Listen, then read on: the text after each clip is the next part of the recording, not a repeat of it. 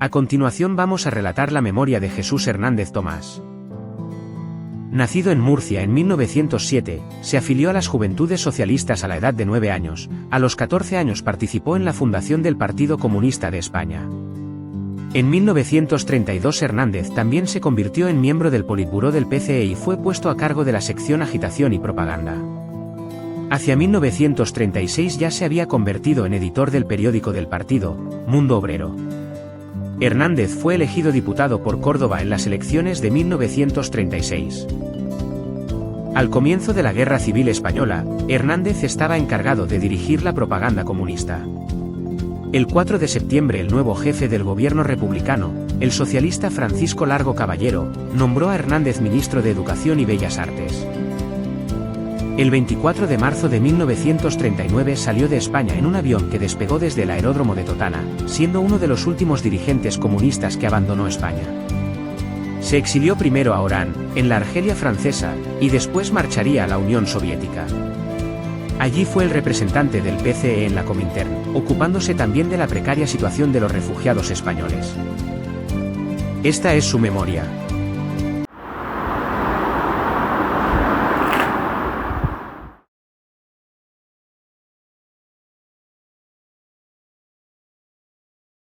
Mi memoria va en dedicatoria a mi madre y a mi hermana, rehenes de Stalin en cualquier lugar. Hace 8 años que no sé de ellas, del inmenso campo de concentración que es la Unión Soviética. No es empresa fácil la de desentrañar, descubrir y demostrar la ingente mentira que encerraba la tan aireada solidaridad soviética al pueblo español durante la guerra de 1936 a 1939. No puede ser esta la empresa de un solo hombre. Y diré por qué. Los agentes de Moscú son funcionarios perfectamente instruidos en la práctica de la conspiración más estricta. Aun en el caso de que no tengan necesidad de ocultar su función, jamás dejan tras sí la huella de una prueba escrita o de un indicio tangible que la revele. Quien incurriera en el más leve desliz sobre la regla no podría esperar suerte mejor que la del pistoletazo en la nuca o la del confinamiento perpetuo en las gélidas estepas de Siberia. Es por tanto prácticamente imposible, cuando de ellos se trata, el intento de ilustrar gráficamente una prueba. Hay que seguirles el rastro hurgando en el frágil archivo de la memoria y escarbando en la baraúnda de recuerdos personales, casi siempre diluidos o desdibujados por la lejanía. Es obvio, pues, que la obra no puede ser coronada plenamente por la contribución de un solo hombre, sino que se precisa la de cuantos han tenido relación directa o indirecta con Moscú y sus agentes en el exterior para poder restablecer una verdad que yace sepultada bajo epitafio de amistad y de solidaridad y cubierta por la losa impresionante de la ayuda, en armas a nuestra república.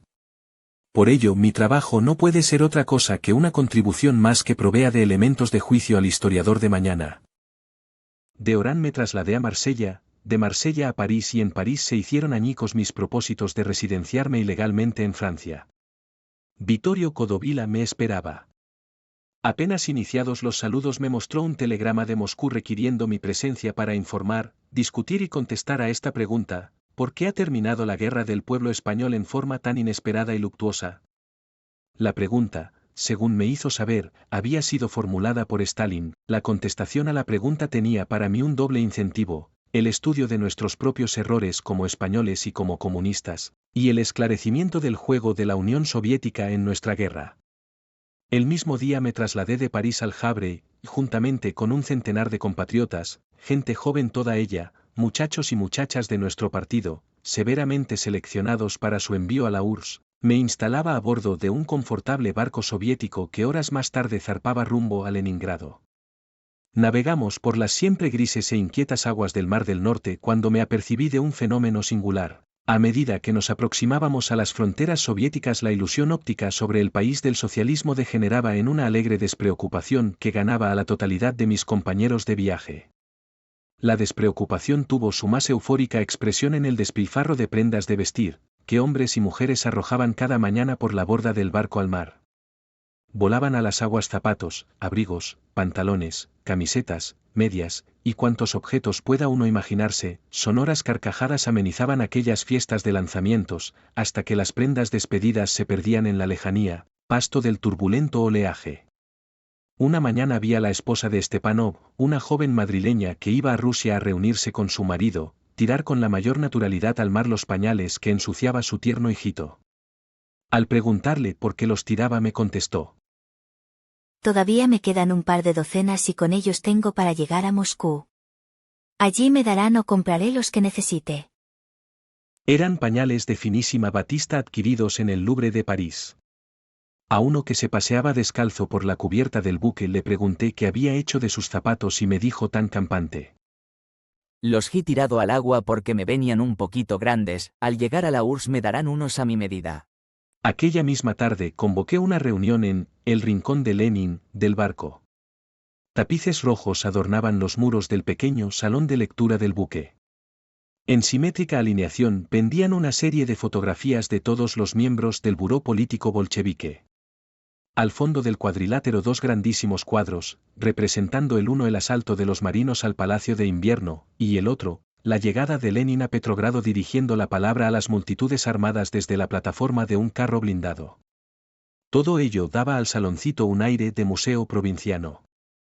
En el estrado que servía de tribuna un imponente busto de Lenin, con dos jarrones de flores artificiales a los lados, miraba con sus ojos mongólicos y sus pupilas de granito a la apretada y bulliciosa concurrencia de aquella tarde, que hablaba, reía y gritaba y que, con la natural despreocupación del español, hacía caso omiso de un gran cartel que decía: Nie kurit, no fumar. Aquellos extraños pasajeros fumaban y tiraban las colillas en el suelo, con no poco asombro de aquellos marineros soviéticos, que consideraban un agravio a la solemnidad del lugar y a la culturni soviética la jovial indisciplina de los excombatientes de la España republicana.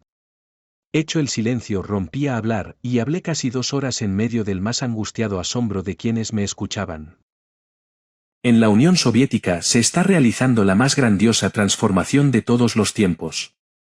El régimen soviético se enfrenta a enormes dificultades: el cerco capitalista, la amenaza de guerra, el atraso industrial, la herencia zarista, la incultura, el atavismo, las exigencias del plan quinquenal.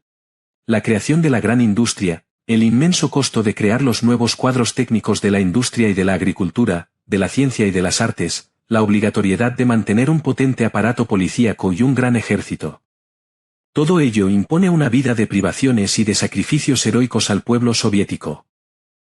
Este preámbulo, aun siendo la explicación oficial que por entonces daban y dábamos a las miserables condiciones de vida del pueblo soviético, dejó un tanto perplejo a mi auditorio. Era comprensible. No estaban habituados a estas descripciones, sino a las exaltadas loas a la felicidad en el paraíso socialista.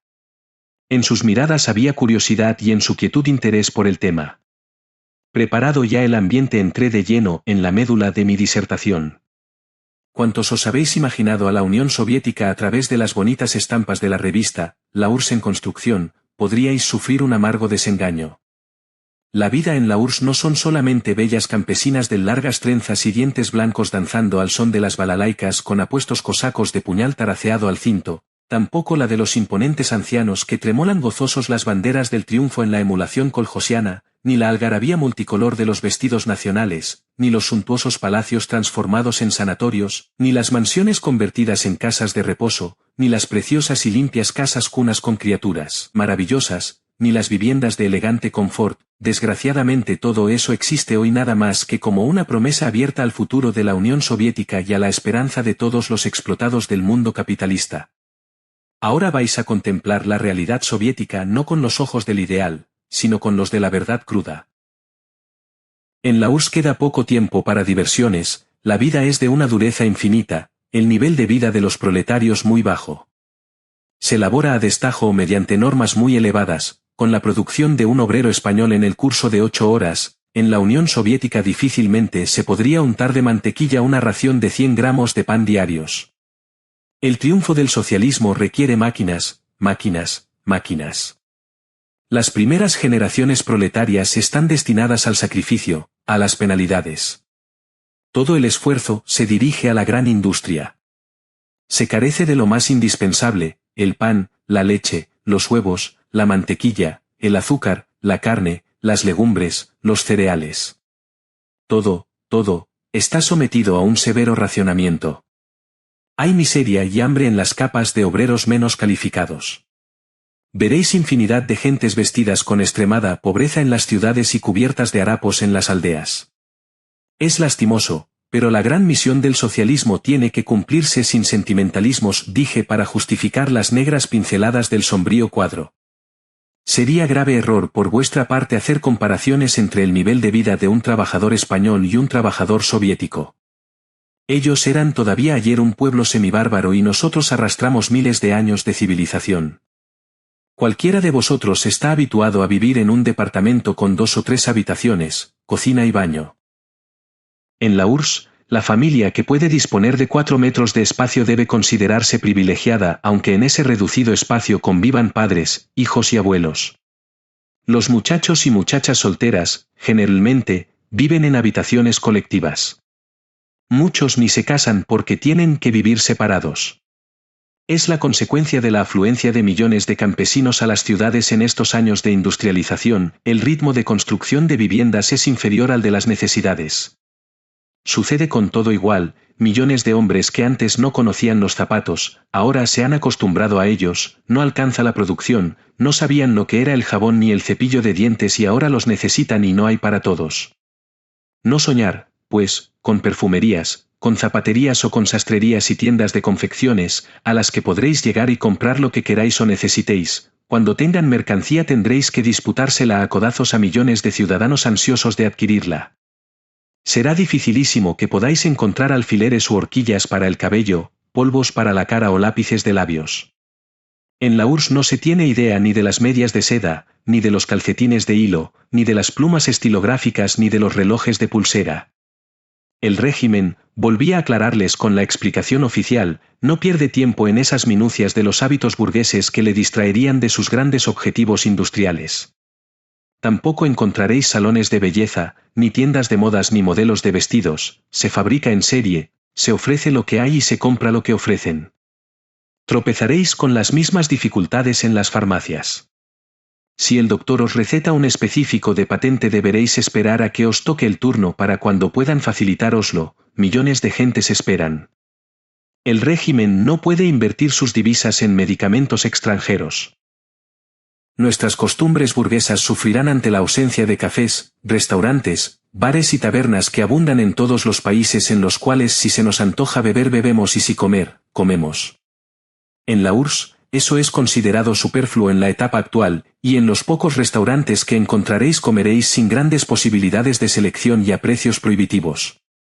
Cada ciudadano tiene su tarjeta de racionamiento y su comedor colectivo, lo demás es lujo, y el lujo en la URSS es muy caro. Encontraréis excelentes almacenes de víveres del Estado, en ellos hay todo lo que se carece en las cooperativas pero pagándolo con un 1000% de su costo normal. A los espectáculos públicos, cines, teatros, circos, conciertos, etc., no podréis entrar jamás acercándoos a las taquillas en demanda de una entrada, son insuficientes, asistir a ellos es un premio al buen comportamiento en la producción. Las secciones culturales de las fábricas se los facilitan a aquellos obreros que se lo han merecido. En la vida corriente tropezaréis con las colas. En la URSS, se hace cola hasta por lo más inverosímil. Las gentes están tan habituadas a esperar 6 u 8 horas para adquirir cualquier producto o artículo, que ya las hacen por costumbre, sin saber lo que van a comprar, parten del hecho de que cualquier cosa les vendrá bien. Les preguntaréis qué es lo que venden y os dirán que no lo saben, que están esperando porque han visto que esperan los demás, y observaréis un afán de compra como en ninguna parte del mundo. Si venden gramófonos comprarán 2 o 3, si lámparas de noche, media docena, si hornillos eléctricos, todos los que se puedan llevar. El dinero no lo aprecian, solo quieren artículos manufacturados. Para cambiarlos por lo que necesitan. Todo esto ha dado origen al más fantástico de los mercados negros. Las autoridades lo toleran porque ello les releva de la obligación de producir chucherías. En los tranvías y trolebuses viajaréis hacinados entre 300 personas en un espacio calculado para 50, sucede igual con los trenes, amontonados como ganado, tras esperas de días y semanas enteras en los andenes de las estaciones. Tan grande es el desplazamiento de gentes de un punto para otro. El Estado no puede proveer actualmente los medios de transporte que esa población trashumante le exige, las costumbres también chocarán con nuestros prejuicios burgueses. Podréis ver en el río Moscova a las muchachas bañarse desnudas y a los jóvenes hacerse el amor desde que tienen uso de razón. A las gentes emborracharse en las fiestas particulares como si fuese una necesidad y en los baños públicos, donde no existen puertas ni separaciones, discutir o leer la Pravda mientras se aligeran el intestino o la vejiga. En las calles y en los parques hallaréis multitud de golfillos, los llamados bezprizorniís, niños abandonados, sin hogar, que vagan a través de todo el país, que constituyen una plaga heredada de los años de la guerra civil y que son delincuentes tan prematuramente pervertidos que llegan a todos los grados de la criminalidad. Es una tragedia que ha obligado al gobierno a establecer la pena de muerte para los mayores de 12 años. Los rostros de mis oyentes se habían puesto rígidos. Las risas y las alegrías de un rato antes habían caído degolladas por la fría cuchilla de mis palabras. El estupor se reflejaba en sus bocas entreabiertas, en sus ojos redondos por el asombro y en el aliento contenido de aquel centenar de comunistas, que a otro que no tuviera la autoridad, la historia y la representación mías, lo hubieran tirado por la borda del barco por calumniador, trotskista y contrarrevolucionario. Declaro hoy que en aquel entonces no me movía ningún afán de desacreditar al régimen staliniano. Trataba simplemente de adelantarles una pálida visión de la verdad rusa, a modo de vacuna preventiva ante el brusco asalto a la realidad que iban a sufrir. En 1939 yo mismo encontraba una explicación a cada uno de estos hechos.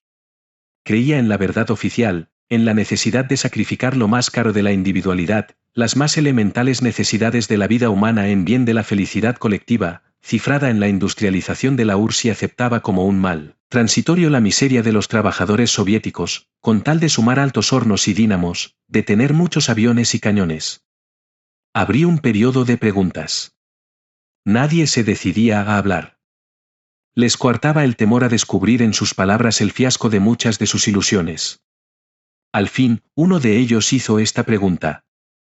¿Vive todo el mundo igual? ¿Pasan todos las mismas privaciones? No. En la URSS se vive la primera etapa del socialismo, que se caracteriza por la fórmula clásica, a cada uno según lo que produce. Ello significa que, según cuanto das a la sociedad, así eres por ella remunerado. Y los que dan más viven mejor. Por ejemplo, un maestro de taller vive mejor que un simple oficial y un ingeniero mucho mejor que un maestro de obras. El trabajo está catalogado en una serie de escalas diferentes y cuanto más elevada sea la categoría más privilegios disfrutas.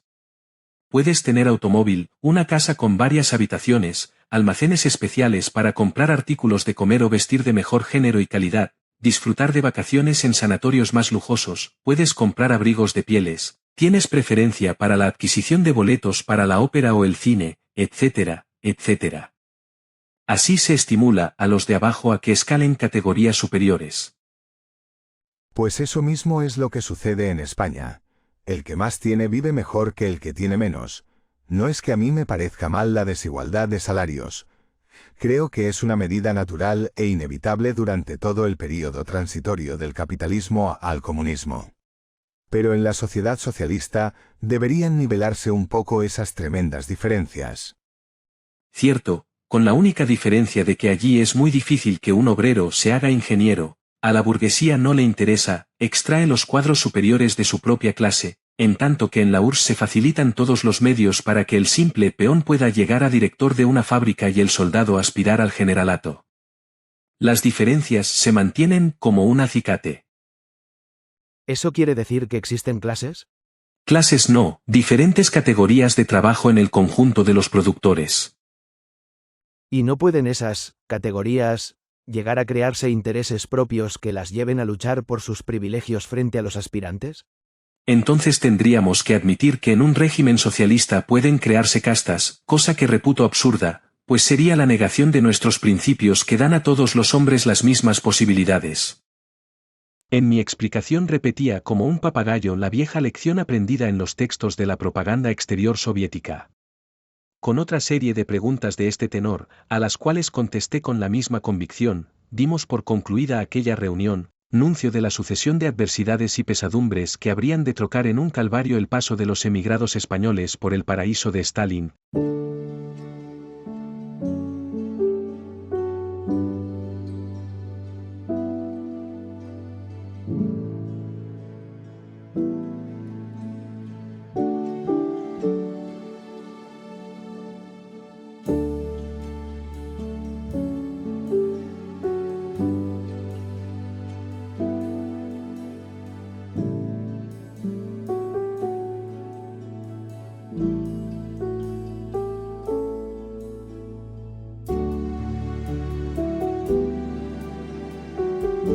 Acaba de escuchar usted parte de mis memorias. Debido a la longitud de metraje los he dividido en 3 partes. ¿Piensa usted que la vida que expuse en la URSS es cierta?